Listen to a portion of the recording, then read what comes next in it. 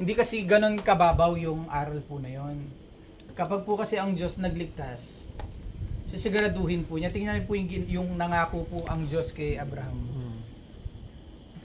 Kahit po sa kabila ng pagkakamali ni Abraham, dahil sinabi ng Diyos, ginawa ng Diyos, hindi dahil nakabase sa anumang performance ni Abraham. Okay? Pero si Abraham po ay masunurin ho sa Diyos. Si Abraham po ay gumawa. Amen? Pero hindi ho doon nakabase yung galaw po ng Panginoon. At sa mga panahong si Abraham ay sumusunod, mga kapatid, ang Diyos ho ang nagbibigay ng lakas kay Abraham para sumunod. Kaya mga kapatid, kung kayo man po'y nakasunod sa Panginoon, hindi yan ho dahil sa kakayanan ho ninyo o dahil naisip sa inyo galing yung pag-iisip na yun, hindi po mga kapatid.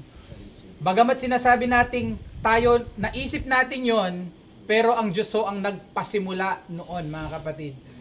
Wala ho tayo pwedeng maipagyayabang sa Panginoon. Okay? So,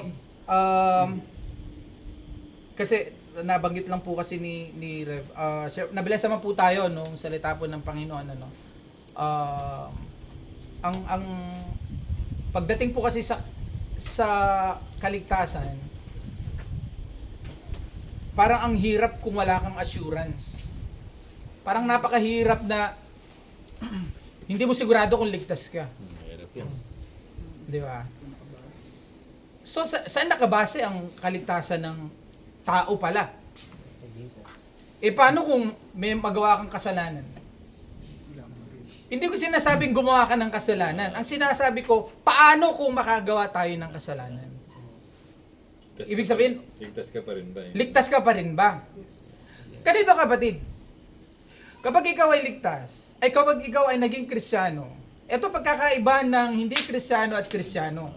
Kapag ang Kristiyano nagkamali, kapatid, huwag muna natin pag-usapan yung kaligtasan. Ang pag-usapan natin, yan ba hihingi ng tawad sa Diyos? Yan ba'y magsisisi? Kasi ang ligtas, ang ligtas na tao, pag nakagawa ng kasalanan, magsisisi. Hello? Kaya halimbawa, may sinasabing isang taong Kristiyano, nakagawa ng kasalanan, ayaw magsisi, ayaw gawin ng inuutos ng Diyos, baka hindi yan Kristiyano. Hindi, Kristiyano. Huwag natin sasabihin na Kristiyano siya pero mapupunta impyerno. Baka naman hindi pa talaga siya Kristiyano, hindi pa niya sinusuko ang buhay niya. Bakit natin sisirain yung assurance ng kaligtasan ng Diyos dahil lang may isang tao na akala natin Kristiyano tapos ayaw sumunod sa Diyos? Di ba, mga kapatid? Sana ho maintindihan po ninyo yung hindi ho ganun kababaw yung pong aral po na yun. Napakabigat po nung pong topic po na yun. At sa tingin ko mahabang panahon po kung pag-aaralan po talaga natin yun. Okay? Ganun pa man po mga kapatid, ang kaligtasan po ay nakabase sa gawa ng Diyos sa atin. Amen? So ngayon po, dito po sa Genesis, gusto ko po pag-usapan yung pong, sino po nakabasa po sa inyo sa kwento ng Tower of Babel. O yung pong mga, after po nung, bago po yung Torre ng Babel, ano po kung mga nangyari? Magkakaisa sila. Hindi ho. Anong kwento muna bago yon? Kwento ni Noah. Na ginunaw ng Diyos ang tao at ang mundo sa magitan ng tubig at nangako siya at makalipas silang ng ilang taon, ito naman dahil ito naman ang kwento ng Torre ng Babel. Dito mga kapatid, di ko babasahin. Dito makikita natin yung importance of or the power of communication. Sabihin natin, power of communication. Ano yung binabanggit doon? Dahil iisa ang kanilang lingwahe. No? Naisip nila, bakit hindi tayo gumawa ng isang tower para makilala tayo? Matanyag tayo para syempre katakutan sila siguro at sila'y kilalanin ng mundo na nakapaligid sa kanila. At yung magsisilbing refuge nila, yung kaligtasan nila. Makita natin that nagawa po ba nila? I mean, nakapagsimula po ba sila? Amen? Nakapagsimula po sila at nagawa po nila. Ngunit, sa pagkakaisa.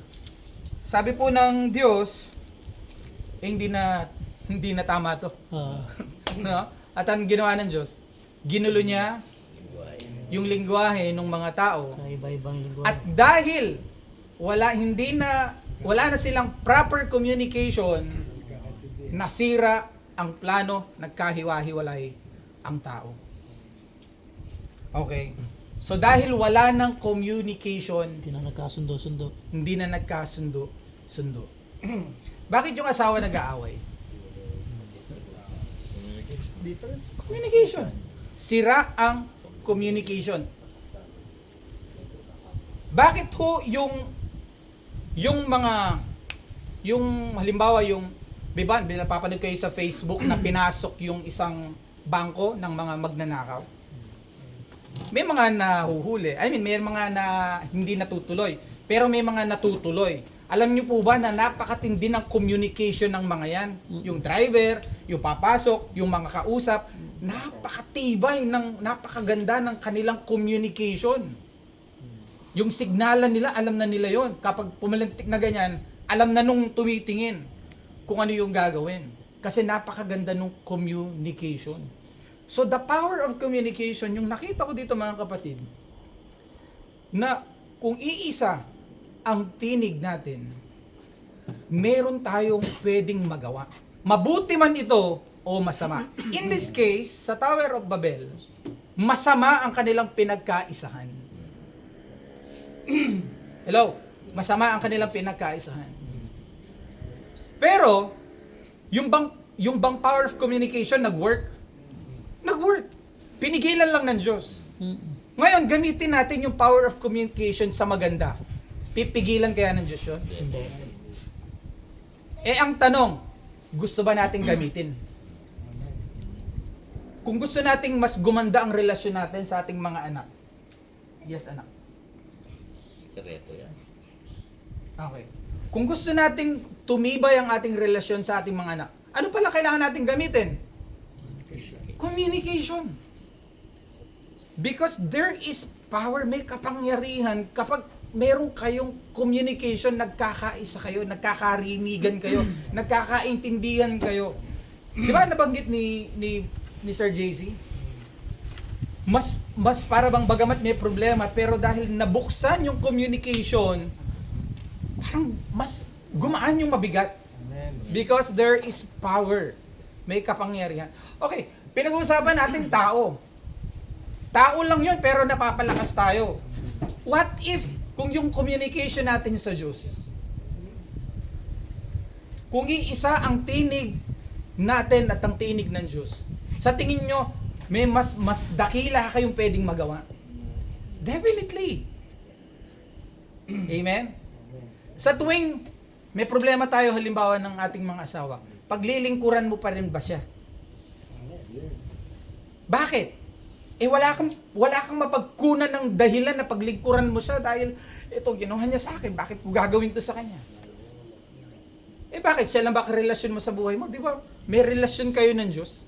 Dahil malalim ang relasyon mo sa Diyos, kahit wala kang makitang dahilan na paglingkuran siya, pero dahil sinabi ng Diyos na paglingkuran ko siya, paglilingkuran ko siya. Hello? Amen. Amen. That's why, maliban po sa tao, una po, ayusin natin lagi, communication natin sa Panginoon.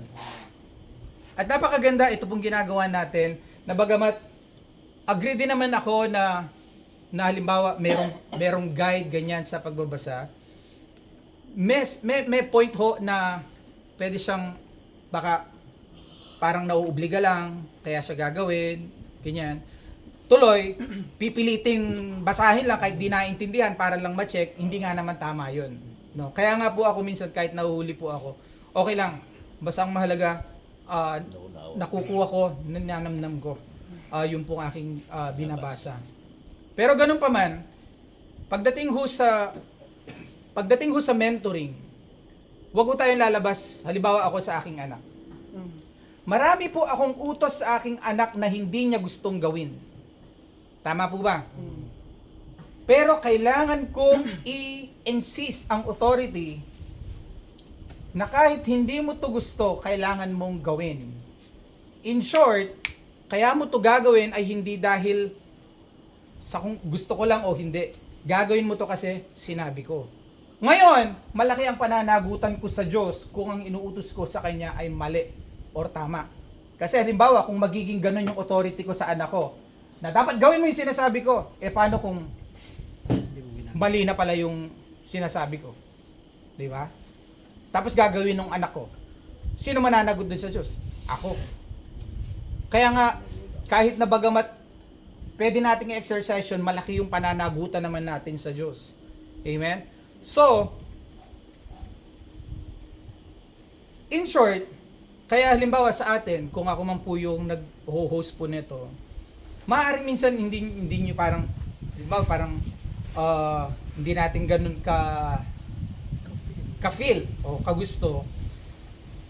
Pero dahil nagtitiwala po kayo sa akin, I mean, dahil, kailangan ko itong gawin kasi ito yung mas makakatulong sa akin sa ngayon, no? At kesa naman sa wala akong guide, di ba? Kesa sa parang mushroom, pasulpot-sulpot, minsan magbabasa, minsan hindi. At least ito, meron kaming guide, no? At kapag halimbawa nakuha mo na yung rhythm, meron ka ng regular devotion, okay? Basta ang mahalaga dito, tuloy-tuloy. At ang goal nga is matapos natin cover to cover yung Bible. Amen? So, mabalik ako dun sa aking anak. Halimbawa, may ampalaya akong niluto. Ano sasabihin niya? Hindi ko gusto. Ay, hindi. Kung ano, nasa lamesa, kainin mo. Siyempre, papaliwanag ko. Hindi ko naman parang... Kasi anak, hindi lahat ng masarap, maganda sa katawan. At hindi lahat ng hindi masarap ay pangit.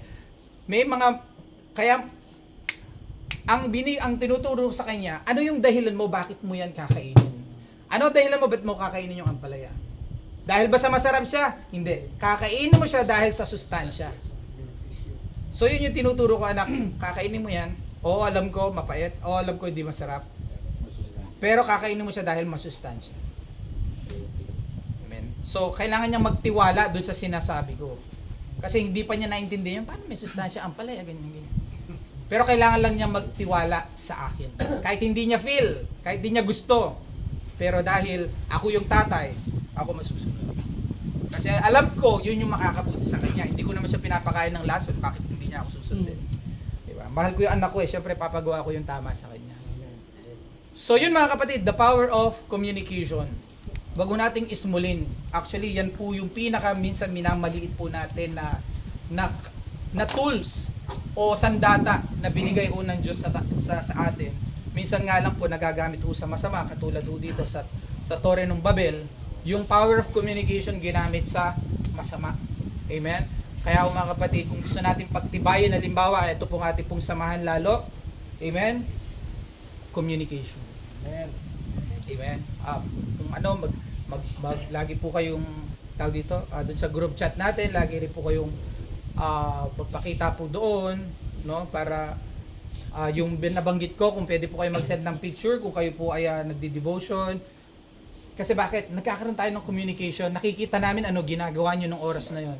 Di ba? Nabibuild lalo yung ating pong samahan. At tatanungin ko si Brother Jonas kung pwede natin siyang i-join doon sa ating group para at least nakikita niya yung mga pinopost po natin. At na-update po din po ba siya. Pare, pwede ba? Pwede, okay. Medyo may kapapangan lang na minsan usapan doon pero ikaw na mag-adjust. I'll be honored naman siya. So, ayun po mga kapatid. May natutunan po ba tayo sa isa't isa? Amen. Amen. Palakpakan natin ang Panginoon. So, alam nyo na po mamaya kung ano gagawin natin. Kung medyo may alitan tayo ng asawa natin.